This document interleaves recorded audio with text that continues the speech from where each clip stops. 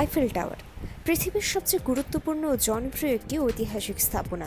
পৃথিবীর সবচেয়ে জনপ্রিয় এবং বিস্ময়কর এই স্থাপনাটি ফ্রান্সের রাজধানী প্যারিস শহরে অবস্থিত। ওয়ার্ল্ড ট্যুরিজম অর্গানাইজেশনের বর্তমান পরিসংখ্যান অনুযায়ী বিশ্বের সর্বোচ্চ পর্যটন কেন্দ্রের নাম ফ্রান্স।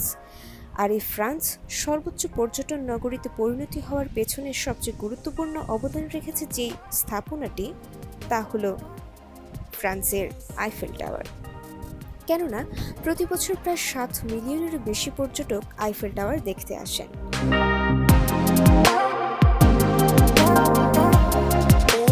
প্যারিসের সবচেয়ে উঁচু এই স্থাপনাটি সত্যি ভালো লাগার মতো। প্রতিদিন সন্ধ্যার পর থেকে মধ্যরাত্রি পর্যন্ত এই টাওয়ারটি প্রতি ঘন্টায় 5 মিনিটের জন্য একবার করে আলোকসজ্জায় ঝলমল করে ওঠে। রাতের আঁধারে আলোক ঝলমলে এই টাওয়ারটির অপরূপ সৌন্দর্য দেখে মুগ্ধ হয়ে যাবে যে কেউ। অসম্ভব চমকপ্রদ এই টাওয়ারটি নিয়ে লেখা হয়েছে নানান ভ্রমণ গল্প, রচিত হয়েছে অসংখ্য ছন্দ ও কবিতা। তাছাড়াও এই আইফেল টাওয়ার নিয়ে লেখালেখি করেছেন স্বনামধন্য বহু কবি সাহিত্যিক, অনেকেই আবার প্রকাশ করেছেন তাদের আবেগঘন অনুভূতির কথা। সব মিলে আইফেল টাওয়ার সত্যিই বিস্ময়কর একটি স্থাপনা। 1991 সালে আইফেল টাওয়ার বিশ্বের সবচেয়ে ঐতিহ্যপূর্ণ শীর্ষ স্থাপনা হিসেবে ইউনেস্কো কর্তৃক আন্তর্জাতিক স্বীকৃতি লাভ করে। সুউচ্চ বিশাল আকৃতির এই টাওয়ারটির ঐতিহাসিক প্রেক্ষাপট ফরাসি বিপ্লবের সাথে ওতপ্রোতভাবে জড়িত। মূলত ফরাসি বিপ্লবকে কেন্দ্র করেই এই টাওয়ারটি উত্থান। 1889 সালে ফরাসি বিপ্লবের 100 বছর পূর্তি উপলক্ষে অনুষ্ঠিত মেলার উদ্দেশ্যেই নির্মাণ করা হয়েছিল আইফেল টাওয়ারটি। এই টাওয়ারটির সাথে জড়িত আছে শত বছরের ইতিহাস, লুকিয়ে আছে হাজারো স্মৃতি। এটি মূলত ফরাসি বিপ্লবের শতবর্ষ পূর্তি উপলক্ষে বিশ্বের কাছে ফ্রান্সের শিল্প বীরত্ব প্রদর্শনের উদ্দেশ্যে নির্মাণ করা হয়েছিল। তবে বর্তমানে ভালোবাসার প্রতীক হিসেবে আইফেল টাওয়ার পর্যটকদের প্রধান আকর্ষণে পরিণত হয়েছে। আইফেল টাওয়ার দিন ও রাতের বেলা আলাদা আলাদা সৌন্দর্য দেখে মুগ্ধ হতে হয়। একপাশে সবুজের সমাহার, আর অপরদিকে প্যালেস ও ঝর্ণার দেখা মিলবে। এতে 7টি এলিভেটর রয়েছে। একজন গাইডের মাধ্যমে লিফটে চড়ে টাওয়ারের 57 মিটার উঁচুতে অবস্থিত প্রথম তলা, 115 মিটার উচ্চতায় দ্বিতীয় তলা এবং 276 মিটারে অবস্থিত টপ ফ্লোরে যেতে পারবেন। টাওয়ারের লেভেল 2 থেকে প্যারিস শহরের চমৎকার দৃশ্য সারা জীবন মনে রাখার মতো। পুরো টাওয়ার ঘুরে দেখার জন্য 1 ঘন্টা সময় দেওয়া হয়। প্রতিদিন সন্ধ্যা থেকে রাত 1টা পর্যন্ত প্রতি ঘন্টায় 5 মিনিটের জন্য টাওয়ারের স্পার্কিং লাইটিং করা হয়, যা টাওয়ারের সৌন্দর্যকে বহুগুণে বাড়িয়ে তোলে।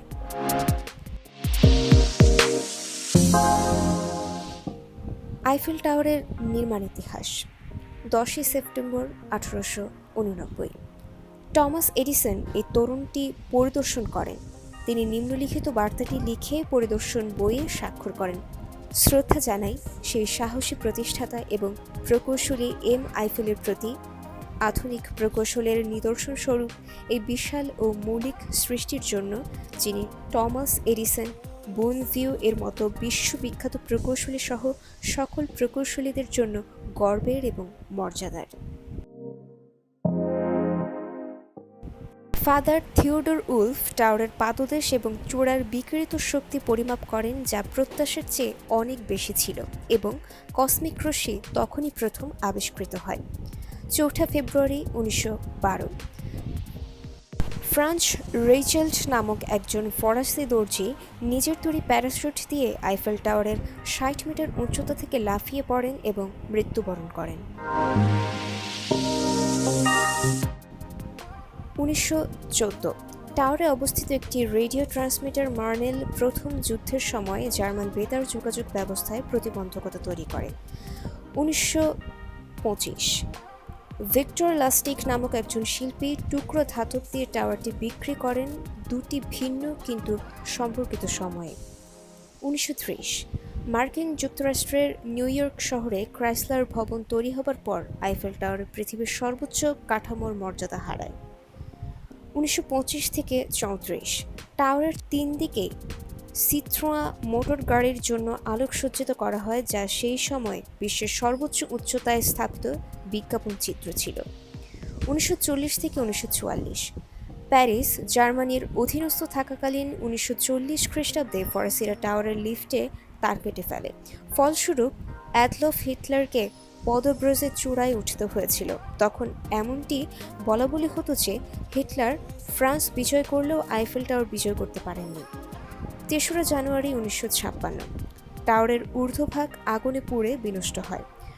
1957 বর্তমানে রেডিও অ্যান্টেনাটি টাওয়ারের শীর্ষে স্থাপন করা হয়। 1980 টাওয়ারের মধ্যবর্তী উচ্চতার রেস্তোরাঁ এবং তা তৈরিতে দরকারি লৌহগুলো খুলে পৃথক করে রাখা হয়। নিউ অরলিন্স, লুসিয়ানায় এসব পুনঃস্থাপন করা হয়। 31শে মার্চ 1984 রবার্ট মর্টিয়ার্টি টাওয়ারের বৃত্তাকার অংশ দিয়ে একটি রিচক্রাফট বানান এবং ওড়ান।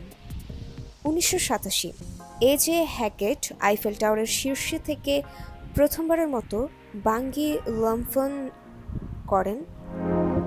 ভূমিতে পৌঁছানোর পর তিনি প্যারিস পুলিশ কর্তৃক গ্রেফতার হন। 27 অক্টোবর 1991 থিয়েরি ডিভক্স টাওয়ারের দ্বিতীয় স্তর অনেকগুলো বাঙ্গি লাম্ফন করেন যা অননুমোদিত ছিল। প্রশাসনিক লোক পৌঁছানোর আগেই তিনি 6টি লম্ফন করেছিলেন। 17 July 1995 Jim Michael Jarre concert for tolerance নামক একটি কনসার্টের আয়োজন করেন ইউনেস্কোকে সহায়তা করার জন্য। সেখানে প্রায় 15 লক্ষ মানুষ উপস্থিত ছিল। 1999 আইফেল টাওয়ারে প্যারিসের সহস্রবর্ষ উদযাপিত হয়। এই উপলক্ষে অত্যন্ত সুন্দরভাবে সম্পূর্ণ টাওয়ারটি আলোকসজ্জা করা হয়। 22 জুলাই 2003 টাওয়ারের সম্প্রচার কক্ষে আগুন ধরে যায়। 40 মিনিট এর সম্পূর্ণ আগুন নিয়ন্ত্রণে আসে। 2004 টাওয়ারের প্রথম স্তরে স্কেটিং খেলার আয়োজন শুরু হয়।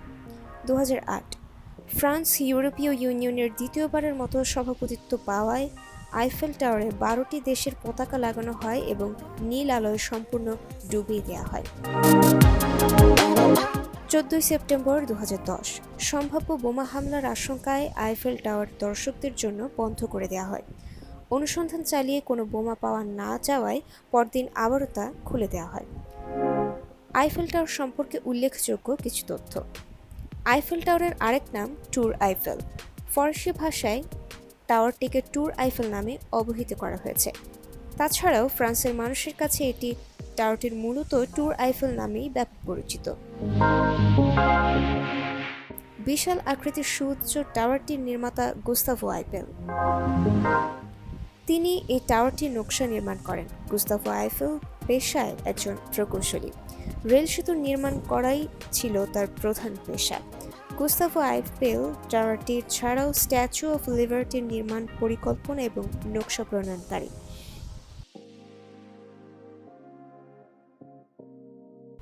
একসময় আইফেল টাওয়ার ছিল পৃথিবীর সবচেয়ে উঁচু কাঠামো, কিন্তু পরবর্তীতে ক্রাইসলার ভবনটি নির্মাণের মধ্য দিয়ে বিশ্বের সবচেয়ে উঁচু স্থাপনার তালিকায় আইফেল টাওয়ারের পরিসমাপ্তি ঘটে, আর পৃথিবীর সবচেয়ে উঁচু স্থাপনার তালিকায় জায়গা করে নেয় ক্রাইসলার ভবনটি।